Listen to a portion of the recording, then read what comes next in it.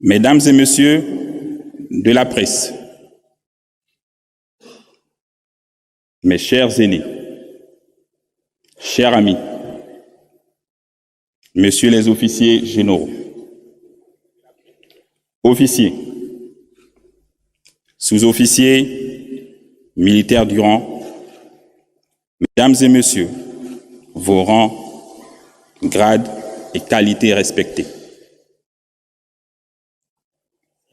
Gabonais, Gabonaises, mes chers compatriotes, je voudrais commencer cette allocution en m'adressant d'un cœur reconnaissant une action de grâce au Dieu Tout-Puissant.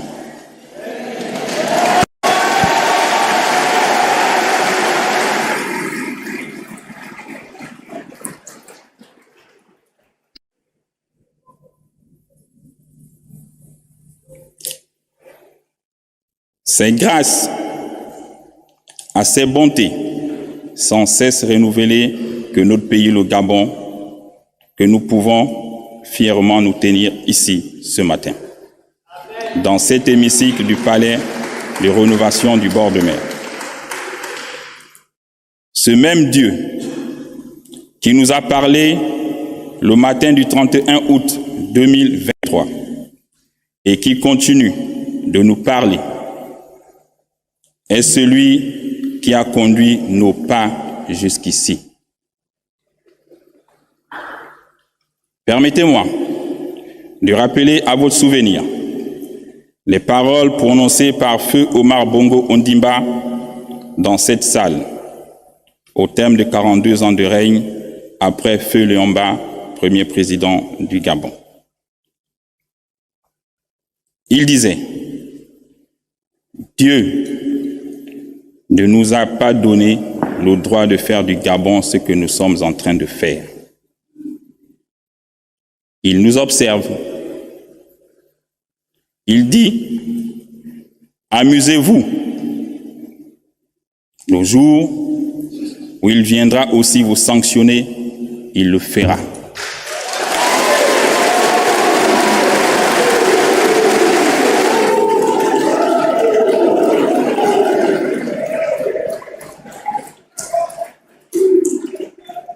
Cette phrase remplie de sagesse était en réalité la voix de Dieu qui a fini par accomplir sa volonté pour le peuple gabonais aujourd'hui.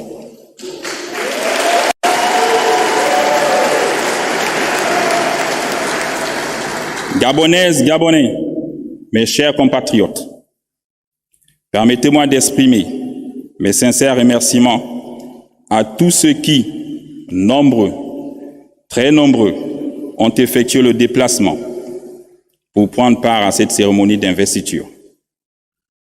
J'ai une pensée particulière pour tous les Gabonais de la diaspora qui suivent cette cérémonie de là où ils sont. Mais j'ai surtout une pensée spéciale pour tous nos compatriotes qui auraient rêvé vivre ce jour, mais nous ont précédés dans l'au-delà. Je pense à tous les partisans du changement et de l'alternance. Simon Oyonaba,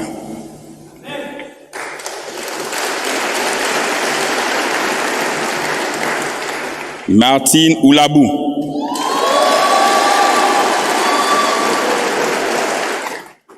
Pierre-Louis Agonjo Okawe, Pierre Mambundu Mambundu, André Baobam, pour ne citer que cela.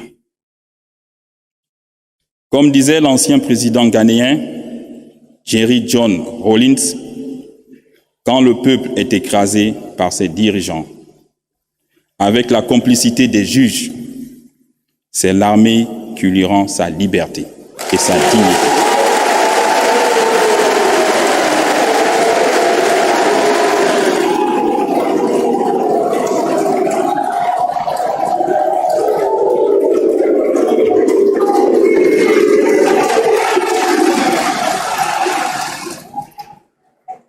C'est fort de cet esprit que le 30 août 2023, telle une météorite dans la nuit noire, les forces de défense et de sécurité de notre pays ont pris leurs responsabilités en refusant le coup d'État électoral qui venait d'être prononcé par le Centre gabonais des élections à la suite d'un processus électoral outrageusement biaisé.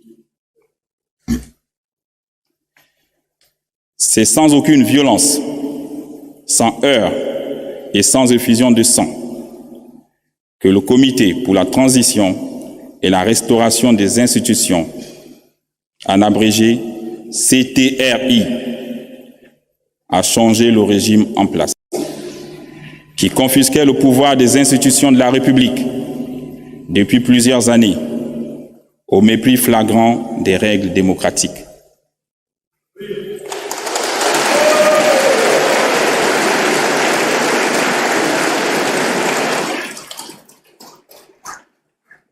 Cette action patriotique inédite restera sans doute un cas école dans les annales de notre histoire. L'armée républicaine s'est inscrite dans le refus de cautionner la forfaiture qui aurait, une fois de trop, coûté la vie à de nombreux citoyens. Le peuple gabonais demande tout simplement ses droits, que ces droits soient garantis à travers des institutions fonctionnelles. Les forces de défense et de sécurité avaient un double choix, soit tuer des Gabonais qui auraient légitimement manifesté, soit mettre fin à un processus électoral pipé, dont les conditions du déroulement ne permettaient d'ailleurs pas l'expression d'une démocratie. C'est en toute liberté et responsabilité que nous avons dit non. Plus jamais ça dans notre beau pays, le Gabon.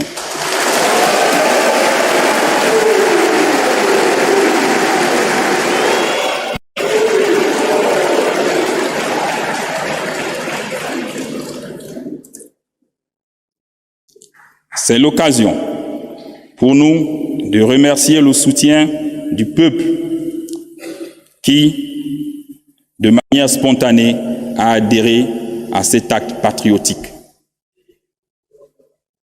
Notre étonnement est grand lorsqu'on attend certaines institutions internationales condamner l'acte posé par des soldats qui n'ont fait que respecter leur serment sous le drapeau.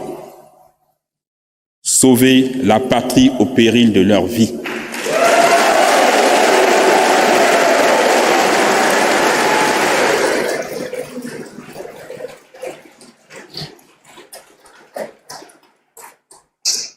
Desmond Tutu disait, je cite, « Si vous êtes neutre devant une situation d'injustice, c'est que vous avez choisi d'être du côté de l'oppresseur. »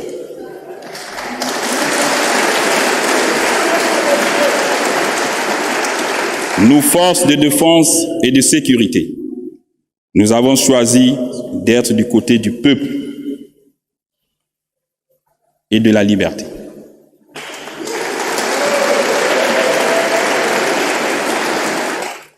Comme le général de Gaulle jadis pour la France. Chers compatriotes, la Constitution est le texte fondateur d'un État. Elle consacre ses institutions, ses procédures particulières. Or, ces mécanismes de représentation n'arrivaient plus à mettre notre sécurité en situation de suivre. Il est donc important que les Gabonais de toutes les couches s'accordent pour adopter une nouvelle constitution par référendum.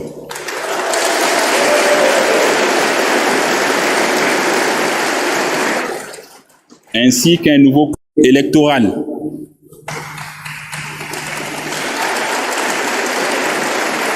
et un code pénal fiable.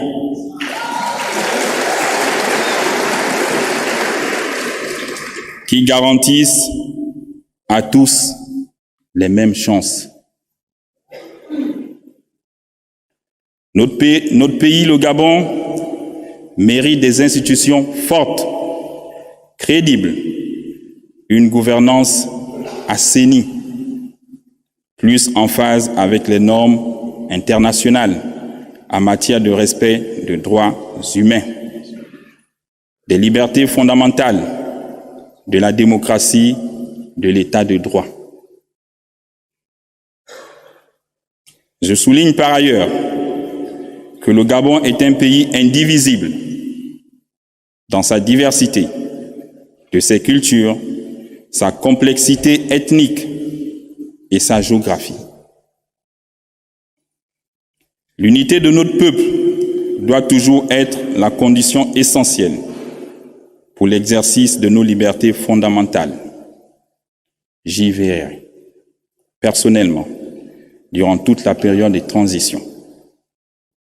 De même, je m'engage à ce que les relations séculaires entre les Gabonais et nos frères étrangers soient toujours des relations de grande amitié, de tolérance et de la concorde. La politique et l'administration dans un pays sont des domaines de la souveraineté nationale. Le dire n'est nullement de la xénophobie.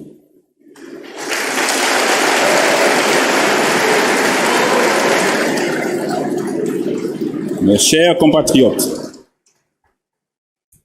depuis quelques jours, le Comité pour la transition et la restauration des institutions a entrepris des consultations avec toutes les forces vives de la nation.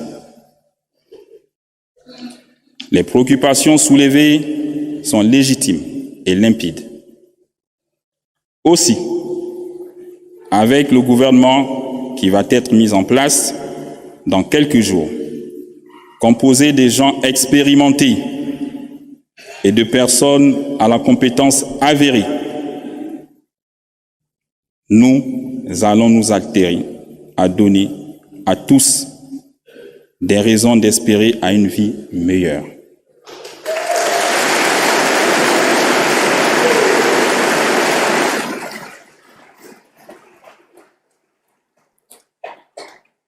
Ici et maintenant, je m'engage solennellement à ne ménager aucun effort pour qu'à l'issue de cette transition, notre pays, le Gabon, soit doté d'institutions fortes, démocratiques et crédibles. Chers compatriotes, en droit international, on dit que les relations entre États sont au-dessus des personnes. Autrement dit, les hommes passent, les États demeurent. Le Gabon a été un des membres fondateurs de nombreuses organisations régionales et sous-régionales. Il entend à ce titre jouer pleinement son rôle dans le concert des nations. Peuple gabonais, aujourd'hui, les temps heureux rêvés par nos ancêtres arrivent enfin chez nous.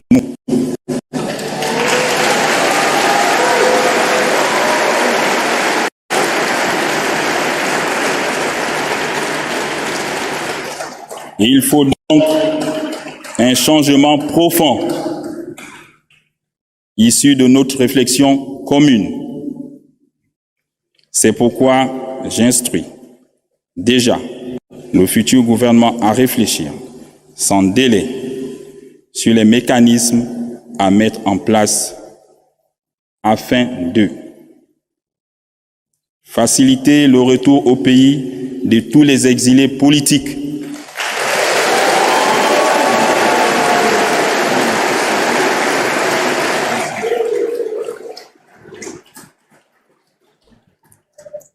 rétablir la bourse pour les élèves du secondaire,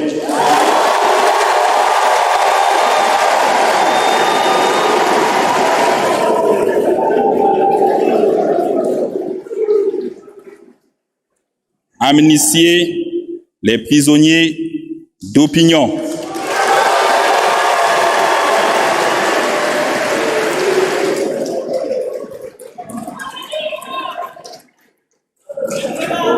financer l'économie nationale avec les partenaires locaux et les institutions financières locales, créer une synergie avec l'accompagnement des banques locales pour le paiement des pensions des retraités,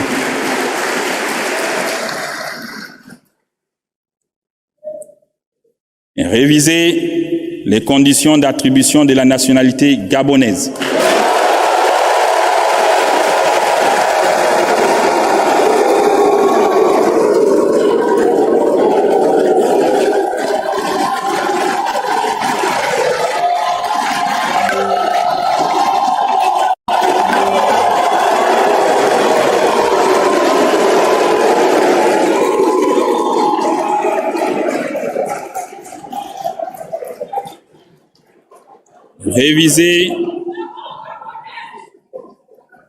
Réviser les lois du foncier en République gabonaise.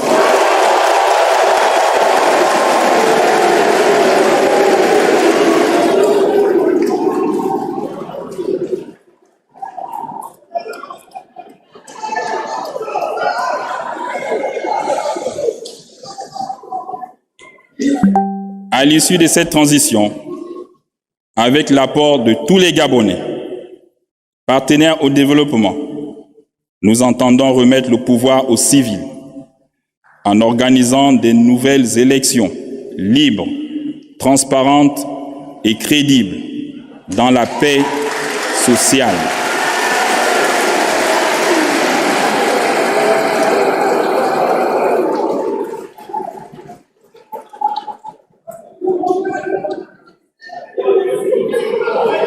Hommage au père fondateur de notre belle nation, peuple gabonais, c'est enfin notre essor vers la félicité.